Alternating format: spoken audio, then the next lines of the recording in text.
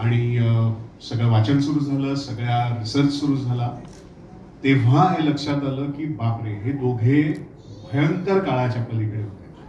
म्हणजे 18व्या शतकाच्या उत्तरार्धामध्ये जिथे बायका बाहेर पण पडत नव्हत्या, बायकांचं मत नव्हतं, लोकांचं मत नव्हतं, तेव्हा फुलेंना लक्षात आलं की स्वातंत्र्य जरी मिळालं तरी आपण तयारच नाही आहोत स्वातंत्र्यासाठी. कारण आपण सुरू केलं, कारण सुरुवातीला त्यांना स्वातंत्र्य चळवळीतच जायचं होतं, पण एका प्रसंगामुळे जो सिनेमात आहे ज्याच्यामुळे त्यांना हे सगळे मूलभूत प्रश्न पडले आणि त्याच्या तिथून हे काम सगळं सुरू झालं.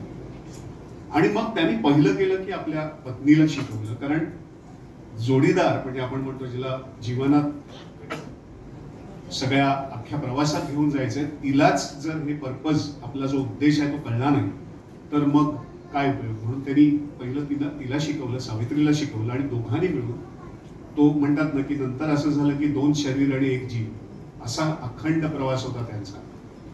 तर त्यामुळे मुळात म्हणजे मला हे दिसलं की आपण छोटे छोटे प्रोजेक्ट्स करत असतो किंवा आपण काही ना काहीतरी आपले ऍस्पिरेशन्स असतात, पण बरेच वेळेला आपल्यालाच माहिती नसतं की आपल्याला जगण्याचं पर्पज काय आहे किंवा आपला उद्देश मेन मुख्य काय आहे, की आपण काय जगतो आणि काय देऊ शकतो परत.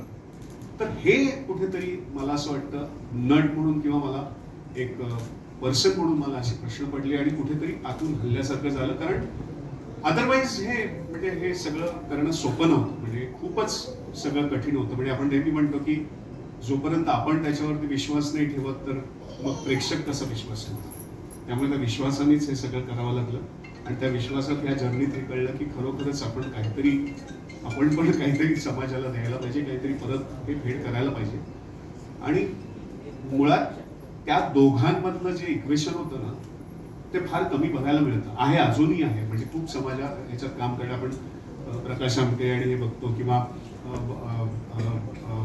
अभयभंग आणि राणीभंग बघतो, असे खूप जोडपी आहेत जे वेगवेगळ्या व्यवसायात किंवा वेगवेगळ्या एरियामध्ये असे खूप कामं करत असतात आणि बेमालूम कामं करत असतात. आपल्या बऱ्याच वेळेला माहिती पण नसतं, पण फुलेंचं जे काम आहे ते म्हणजे आज मी आहे किंवा आपल्या ज्या काही सगळ्या बायका आहेत किंवा ज्या आज पायावर उभ्या आहेत किंवा ज्या काही अम्बिशन्स त्या स्वतः हे करतायत हे फुलेंमुळे आहे.